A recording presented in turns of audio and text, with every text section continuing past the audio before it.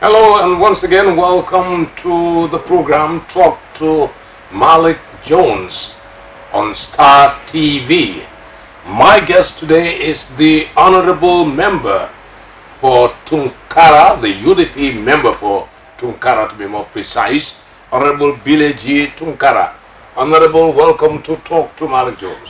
Thank you very much, Mr. Malik Jones, for having me today in your show. It's a pleasure, and of course, to have you on the program as a member of the National Assembly is absolutely something that I really cherish. First of all, Honorable Tunkara, can you tell us how did you get into the National Assembly on a UDP ticket? Thank you very much for that wonderful question. First of all, I would really start from my background. That is, prior before me coming to be MP for Kantora constituency. First of all, I am a student of political science and international relations, which I have secured my first degree in political science and international relations at Nigeria university called Crescent University. It's a private university. And then upon my arrival in the Gambia in 2015, I decided to go back to the lecturing field. I've lectured at Stratford College of Management as a lecturer in international relations and politics for 2 years, and then later on I was called upon to take up the challenge, that is to go and represent my people at the level of my constituency. And then as a young guy coming up, I took up the challenge to go and discuss with my people that I am of the opinion to come and represent you in Parliament. And of course, it was really welcome, and then they gave me all the necessary support that they have to give. And then from there... Let me just come in here. Okay. Was that because you come from a family background that was, one, highly respectable, and of course popular in Kantora? Something must have been there that must have actually put you in the limelight. Thank you very much. You are right, of course. In politics, you cannot do away from some social realities that normally persist in our society. Of course, my grandfather is the first chief of Kantora, Estarahuleman, to uphold the mantle of leadership for 7 good years. He has become a chief and is well known in Kantora very well. And the man that gave birth to my father, my grandfather, ruled the Sudwell village, my hometown, for 33 years as an alcalo. To tell you my family background. So the background was already there, yes, in terms of getting on, you taking the leadership role. Yes. The background was already there. It was there already. Very well. Exactly. Very well. Yeah. So when I come on board and present my intention to them, of course, your grandfather was a great chief. He governed this constituency for 7 years and is known for excellence. And so your grandfather also was an alcalo here for past 33 years. Of course, leadership precisely is in you. The lineage is there as well. So we wouldn't hesitate to give you that challenge to represent us in Parliament. So, National Assembly elections came in 2017, yeah, and you stood as a candidate for the United Democratic Party. Yes. And you won. Yeah. Would you have won if you were not a UDP candidate? First of all, I want to go a little into the dynamics of politics that happened prior before I was elected as UDP candidate. When I saw the interest, of course, already there are other people that also showed equal interest to represent Kantora. And it's really created tension that some Mandinkas in Fatoto, Same, and Sonkunda and others showed interest that UDP is our party. And the Sarahule folks, you guys are known, for supporting the APRC government. But notwithstanding, tension was high, and then UDP executive in Basse, in URA, the regional committee, quite right understood and analyzed that if we don't select Billeh Tunkara, he might end up standing as an independent candidate. And looking at the geopolitical zone of Kantora, the Sarahules conceive about a 65% majority. So, of course, you cannot avoid the tribal line in politics, issue in politics, and he stands a better chance. Education-wise, he is already there. So I think he's our best candidate for us to choose. That was why there was not really any election conducted. I was chosen like that. They say, why others has to drop down their interests and allow him to go. But that doesn't mean that you went unopposed. You went unopposed? At party primary. At the primary? Yes, at party primary, yes. Come the elections, you stood against APRC candidate, and of course I'm sure there were other people that you stood against in the elections. Yes, of course. The GDC put up a candidate in Garawal, which was my stronghold. And those that know Kantora very well know what Garawal means in terms of election in Kantora constituency. They put up a candidate, and from the same tribe I come from, Sarahulema, so to say. And Doi also put up a candidate, and PPP also put up a candidate against me. So there were also other parties that put up candidates, but thanks to my father's and my great-grandfathers and my family's social relations, social ties, and the trust that people has in me really made me to have a smooth ride in election, because my runners-up, the person that followed me, I think I got 3,600 votes, while he was in 1,500 votes. So the margin was so huge that I cannot even challenge the results. Then you got into the National Assembly. Those were early days of the National Assembly. There were too much talk here and there. Were you a beneficiary of the how do they call it again? The what's the vehicle called again? The vehicle that was donated. The pickups. Yes. The Fiat pickups. Were you a beneficiary of them? Tell us something about that. You may know something about it. Yeah, thank you very much. I don't see you driving one anyway. I do, of course. You do? Yes. All right, so you received a present from President Barrow. Yes. A pickup, white one. Yeah. So what was the intention? Is your work, was it? Yeah, exactly. Really? Yes. All right. I was in Nigeria when I received a call that the president secured some pickups for MPs to ease communication from the constituency and the office. And it was welcomed by everybody, and it was launched. And I remember the likes of Honorable Ahmad N.K. Ba, encouraging government, to even continue to take responsibility of the maintenance of the vehicles. And it was well accepted by all and sundry, except, of course, with exception of Doi people that didn't really feel it necessary for them to receive such gift from president.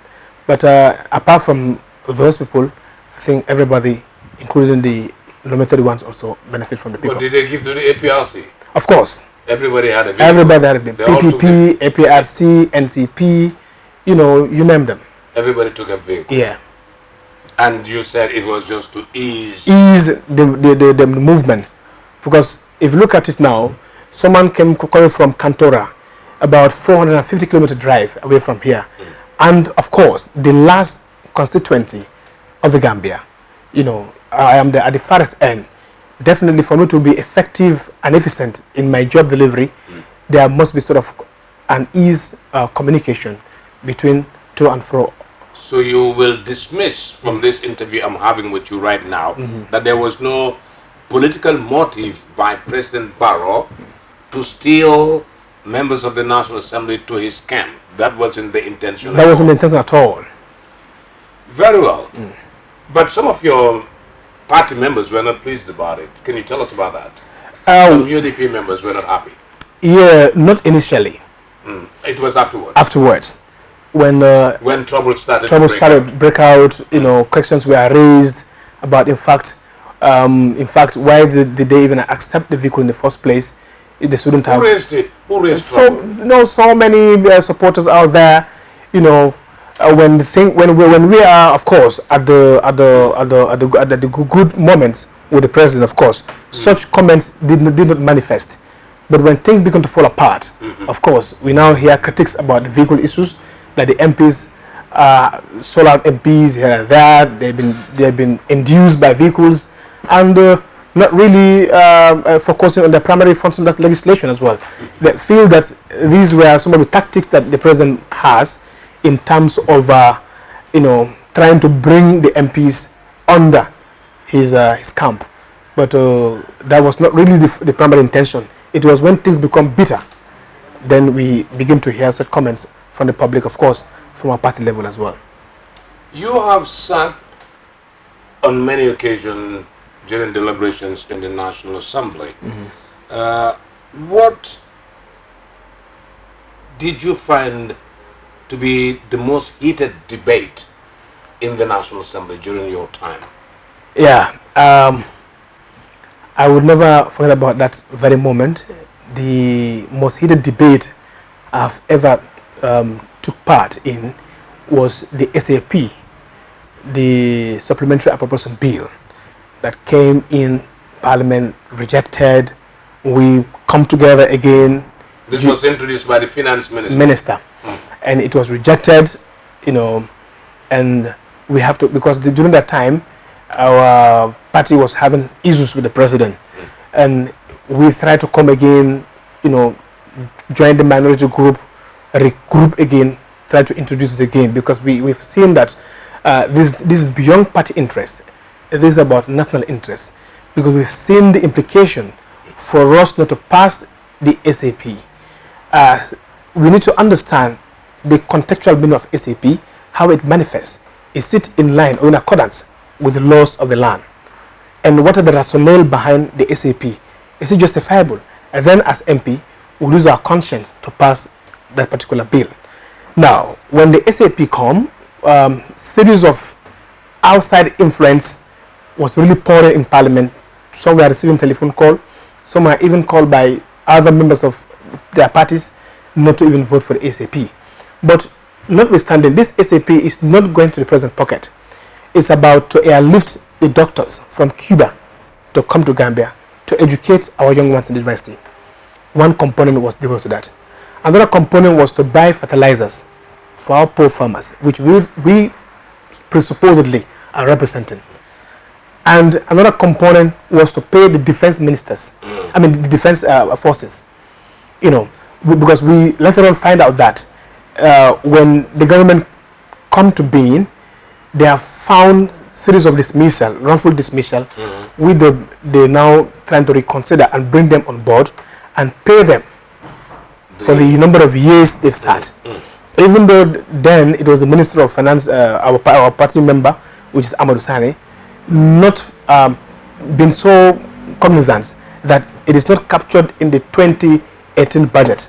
So if you want to pay all those backload of salaries, it will affect the current budget.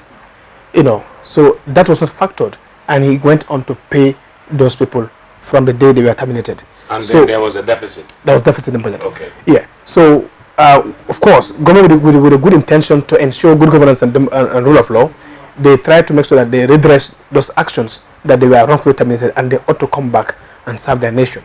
So those were the justification that was brought for us as the only approving authority to be able to implement those programs. They didn't go through a back door. They came out clearly to show us that these and this and this are lacking, and we need your blessings to help us, address the situation.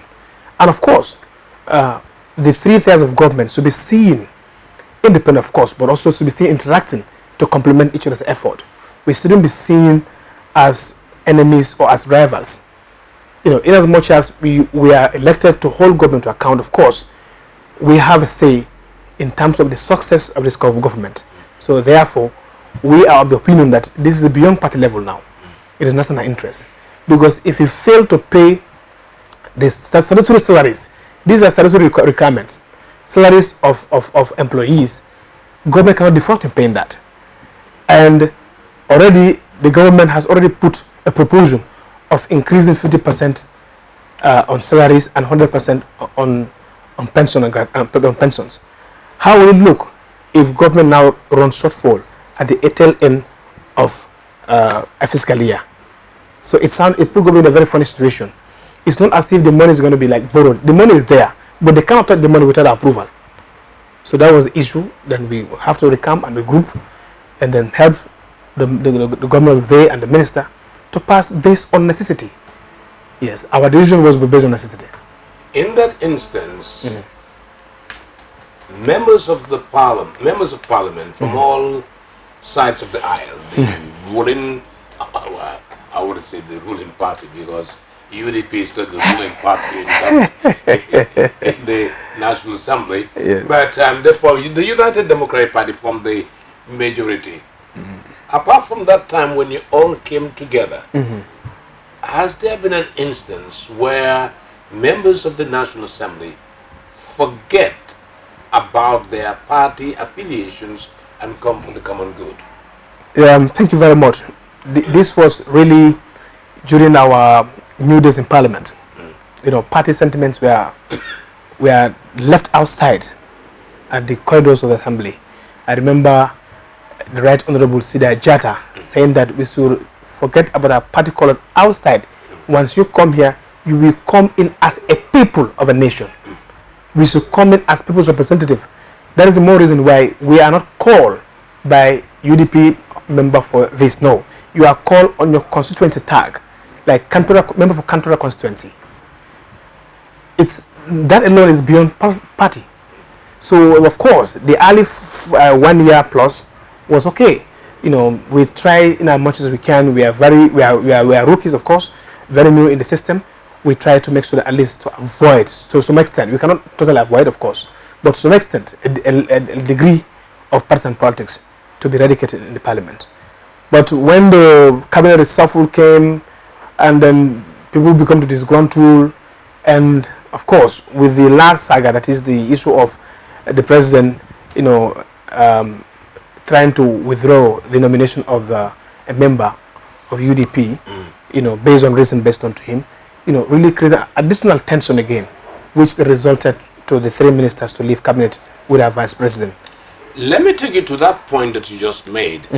The removal of nominated, by the way, let's get that very clear. It's only got to be a nominated member. Yes. The president cannot remove Yes. a member of the National Assembly that has been duly elected. Exactly. But the National Assembly, that is a National Assembly member that has been nominated by the president based on recommendations, I suppose. Yeah, constitutional provision, of course. Yes. Yes. All right. Yeah.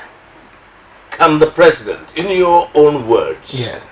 or in what you believe to be a right parliamentary procedure, can the president withdraw the nomination of a member that was nominated? Yeah. In my, as you said, in my own word and in my own point of view, of course, the hand that built you can break, of course. The Constitution provides for the president to nominate 5 members of parliament to represent some various interest group, the youth sector, women's sector, and other sectors. You know what I mean?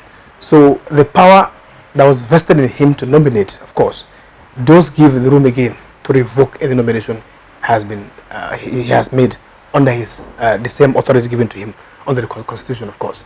So we were in agreement with him that, of course, he's right that he nominates. Of course, he revoke the nomination as well. Very well. So that is clear. The president can withdraw the nomination of a nominated member of the National Assembly. Yeah. All right. Let me come now to where the National Assembly seemed to be bordering on partisan politics.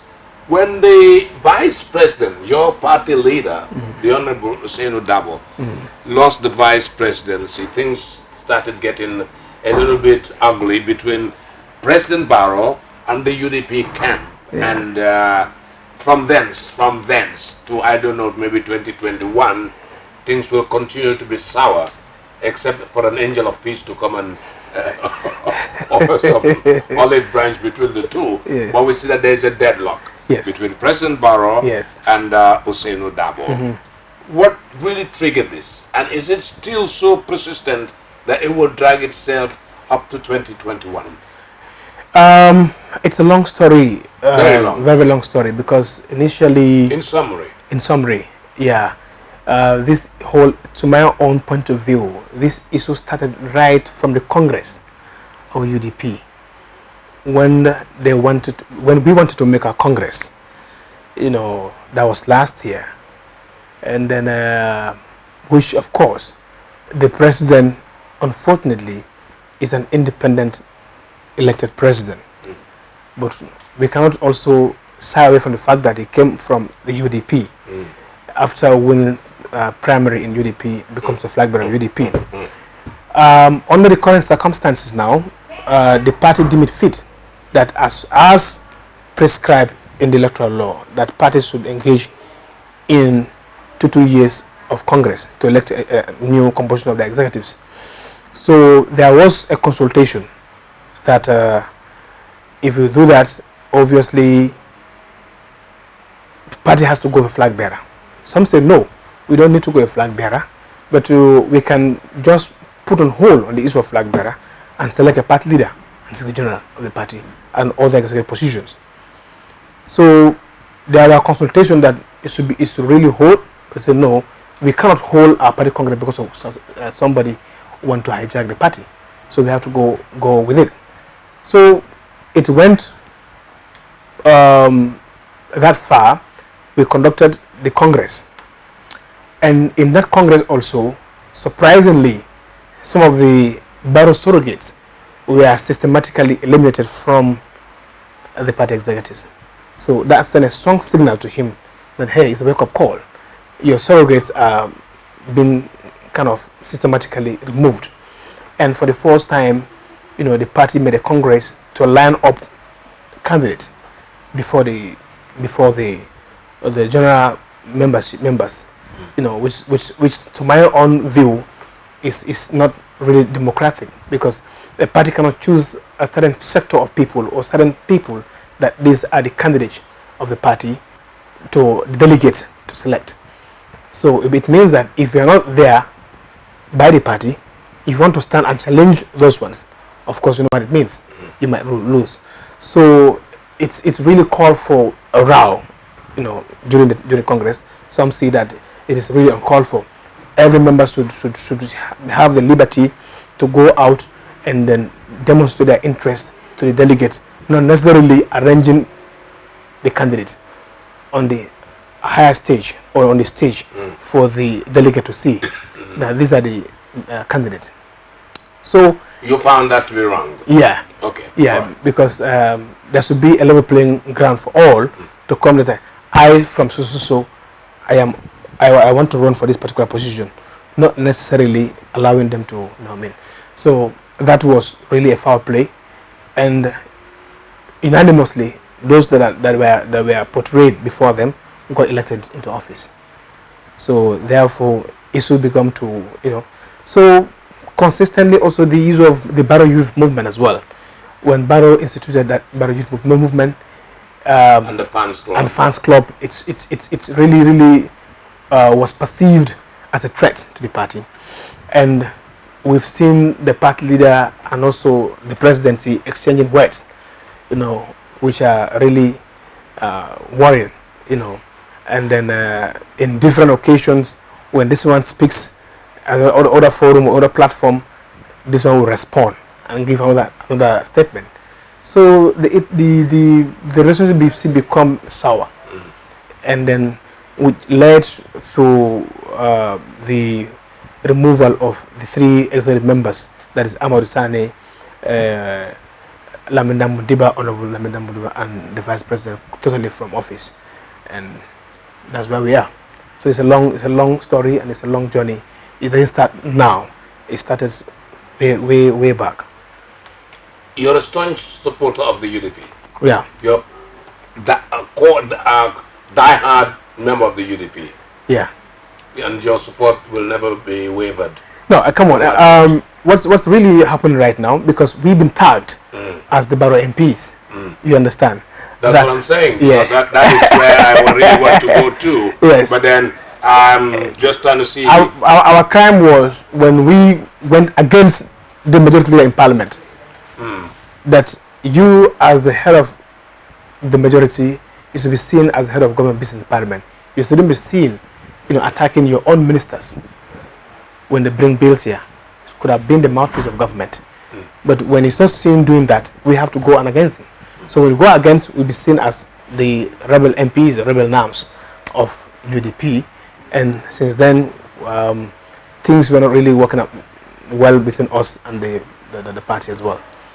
Do you see the Barrow Youth Movement and the Barrow Fans Club as the genesis of a supposedly upcoming political Barrow, party for President Barrow?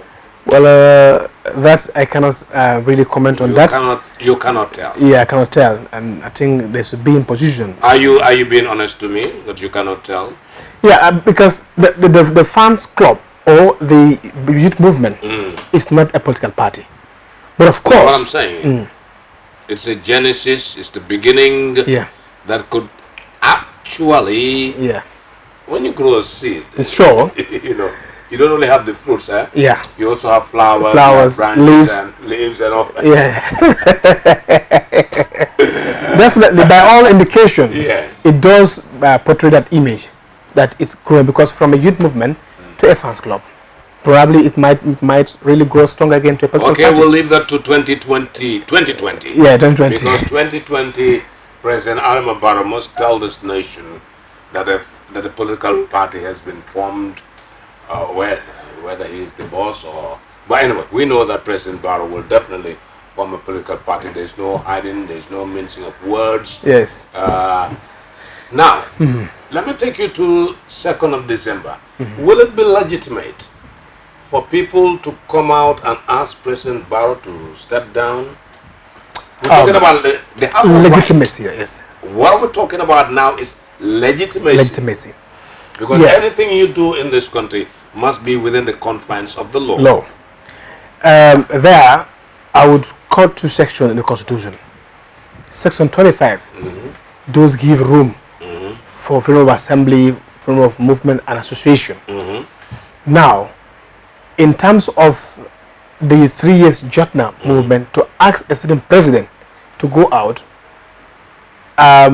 in the first place, we have to analyze where is the legal backing, because this is a legal institute government.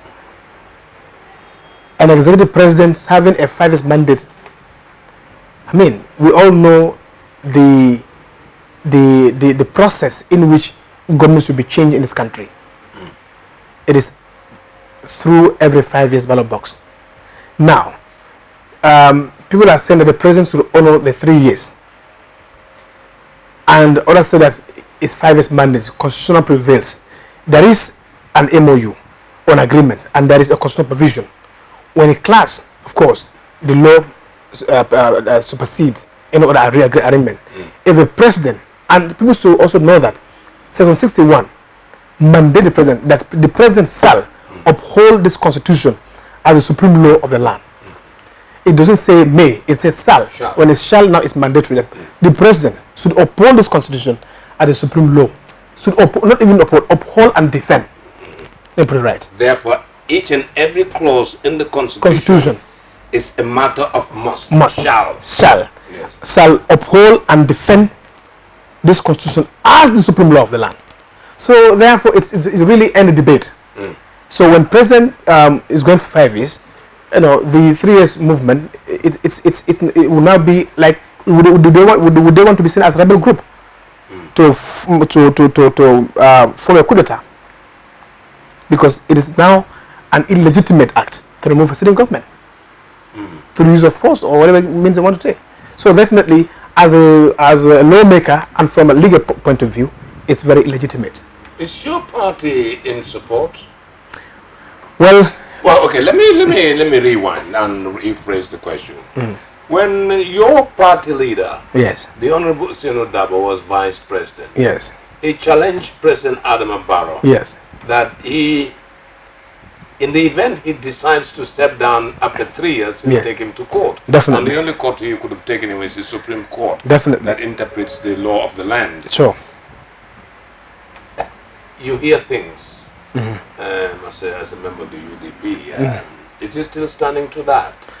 Well, I saw a press release that from our spokesperson, Almay Fandental, that the party leader has withdrawn that statement to take anybody to court who would try to remove, or if Barrow even try to honor the 3 years. Okay. Yes, that is at his personal level. Okay. Yes, but I also, at my personal level, it's very illegal for anyone to advocate for president to step down, and we will stand resolute. If you were president, yes, and people come out to ask you out of your office, you will allow them, of course, to demonstrate but what will you not allow? What would you not accept? You know, the people should also remember that government has some primary functions and responsibilities as government, and one of those are to maintain the peace and order in the state, and nothing should actually come that will destabilize the peace and order of the state. Coming to demonstrate, we've seen these new government, they've tolerated a lot, but we've seen the aftermath of demonstration where it might end. You know, riot, you know, attack on people's property, vandalization of property. It was really, really uncalled for. You know, democracy has a price to pay. For the simple fact that the Constitution does give you the right to express your feeling, should not also give you the latitude to go against public order. So the president has that mandate, has the right to ensure the peace and tranquility of this country. If they want to go out, they can be given a permit and with a clear cut to demonstrate peacefully. If otherwise, of course, the security forces are there to take its due course, because you cannot allow lawlessness, anarchy, to be the order of the day. Not at all. Not at all. So this country is a country of laws that govern the affairs of this nation. So anybody who wants to contravene that, to go against a contrary to that, of course, you will find the full force of the law that will seek to address those irregularities or some of your acts. Let me now turn your attention to a little,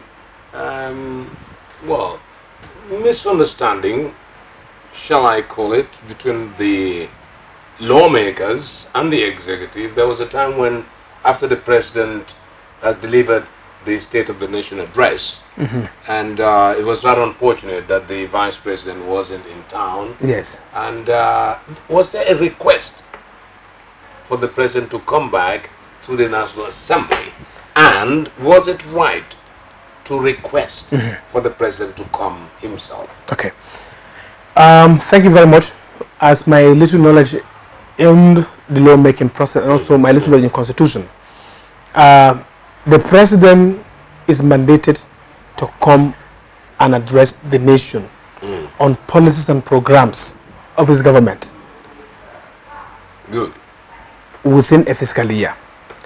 That will even put the lawmakers in better position in terms of resource allocation to some of the policies and programs he has. For him coming to the National Assembly to give a State of Nation address was a fulfillment of Section 70 of the Constitution. Now, the law says the Vice President shall. Very well. That becomes mandatory now. It shall come to the National Assembly to answers on the President, to respond to questions, matters raised by the National Assembly. Okay. So, coincidentally, it found that the Vice President traveled out of country. So, the President attention was called to send in a minister to come and represent on the acting appointment. The law makers, us, we see that such is not what the Constitution is saying. The Constitution was very clear that the President could only be represented in the National Assembly by the Vice President. Good. So to see that we have upholding the constitutional provisions, that was why the Speaker did use her discretion to push the debate to a possible time wherein the Vice President would be in country to come and respond to issues and concerns raised. That is to honor the Constitution. That is to uphold a constitutional provision. The executive were not tough. They agreed and admit to the fact that, of course, the only person deemed fitting to represent the president in the National Assembly and answer questions on behalf of the president was the Vice President. So we waited until the time the Vice President is around. She came into the Parliament and represent the president and respond to issues and concerns raised. To tell you that this constitution that we are using has never been put aside. Good. In any of our functions. That is why we want to tell the 3 years judgment that these same constitutions will not be put aside, because we have never put aside this constitution. So what the MPs demand for, that is what actually came, and that's what actually happened. To show the respect of the constitution, to show that legality is the order of the day, and to show of rule of law prevails. That is why no minister was allowed to come and respond on behalf of the president. Rather, the Vice President was allowed. However, the Constitution also did provide that the Assembly may request the President to come and address matters of national importance. Now, let me also give an example of that. For instance, now, the Farabanta incident that happened, the Assembly could have leaned on this provision to ask the President to come to Parliament and address the nation of issues of national importance. This is a provision where the President can come and address the nation. We should nurture peace here and there. Via the National Assembly. Okay. So any issue of national importance, the Parliament is obliged to put a request. We may request the President to come, not to involve in debate, no, but to come and address the nation. Yes. Let me look at your relationship with your constituency.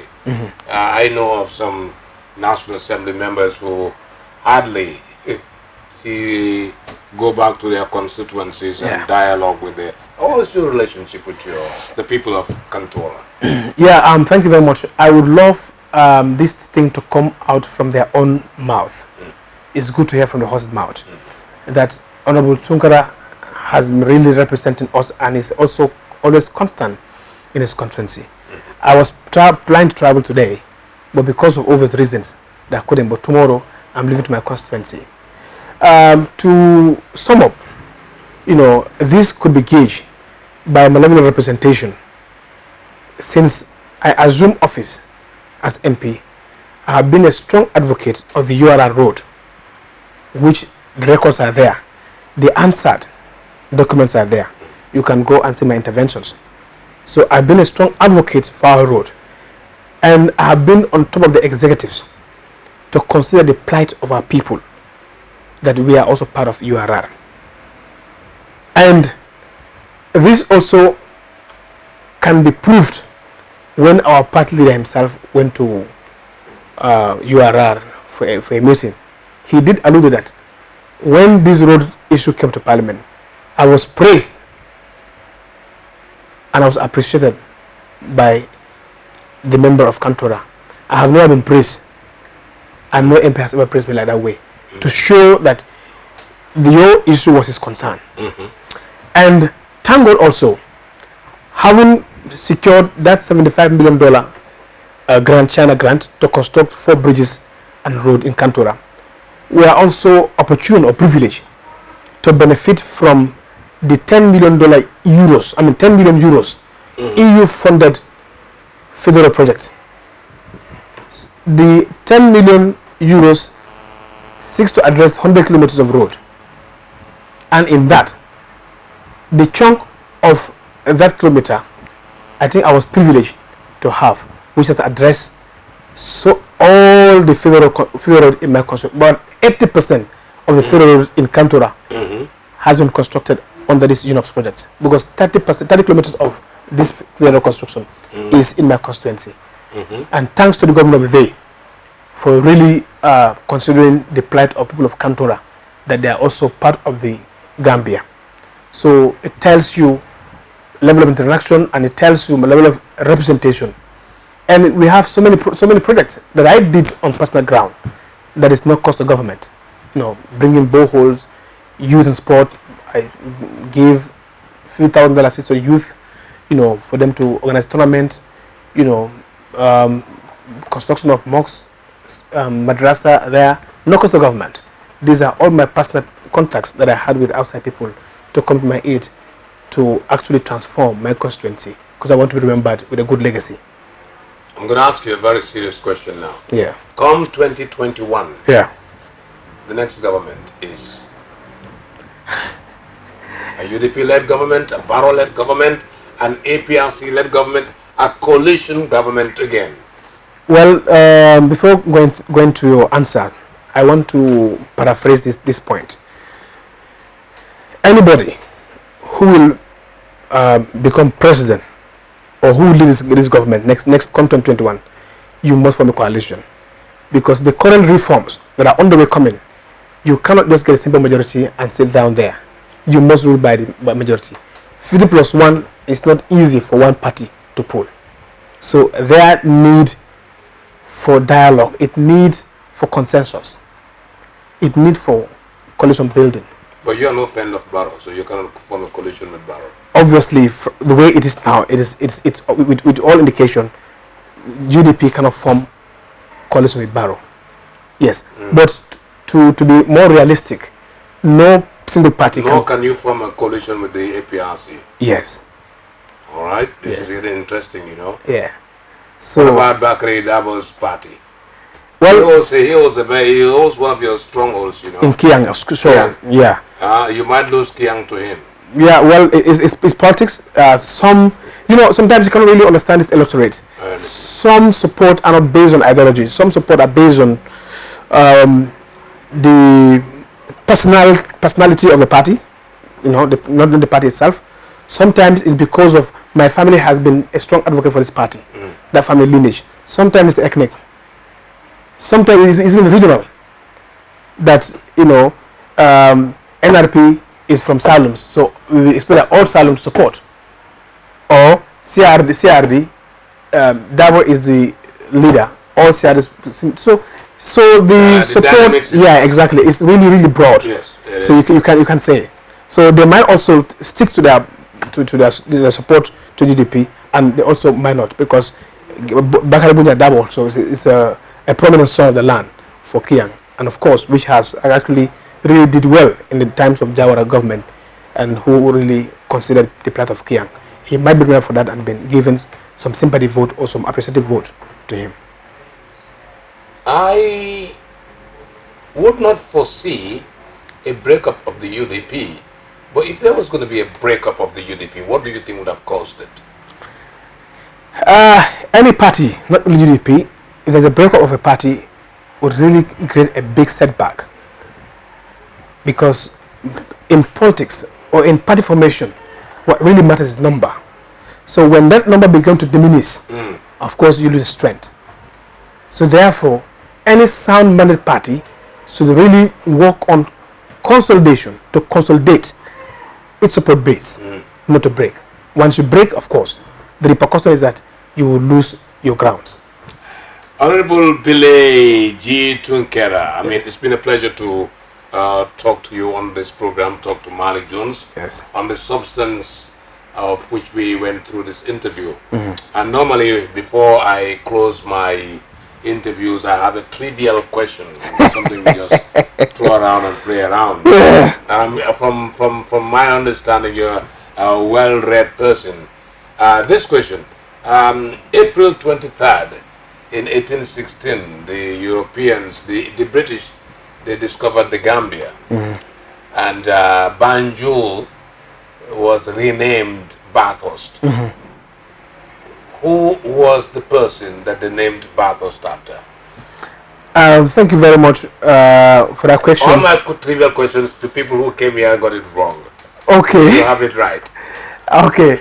To be honest, this is more of a history, and as a Gambian, I should be seen to know history as well. We know that so many of our names or streets or our towns are being named after prominent people during the colonial era, like the Churchills town is named after Churchills, Sir Churchills.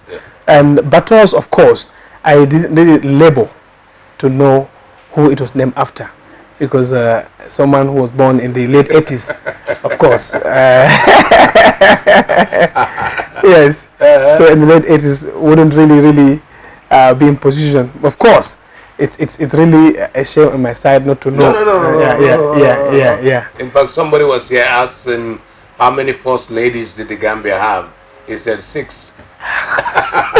And the Gambia only had 4 ladies. Yeah. And the Tutifal and yes. Actually, if you should mention Tutifal, then wow, then there were 5 first ladies. Yeah. 5, yeah. Yes, I missed that myself. Yeah. Somebody said 6. Yeah, it's but I was wrong. Yeah. And I said 4, and I was wrong. Yes. And I want to apologize to my viewers that I was wrong. Yes. I forgot to mention that Tutifal Jame was also first lady, of course. It was Augusta Jawara, yes, Chilel Jawara, and Lady Tutifal, yes, Zainab Jame, and the President Fatoumata Barrow. 5 first ladies, and last time I skipped him, Tombong what's it? Tombong Jata said 6, and then there was somebody who came last week, and I asked him what was who first drove in GA1. I'm sure you know GA1. It's a car? GA1 was a car, was a registration car, was a registration number for a car. Okay. A particular car. Okay. Like you have SH1. Yes, that house one. House one. Yeah. Now what does Barrow drive now? P something? P1? PR1. PR1. President 1. Yeah. President 1. Yes. Yes. GA1 was also designated to the Prime Minister at the time. Okay.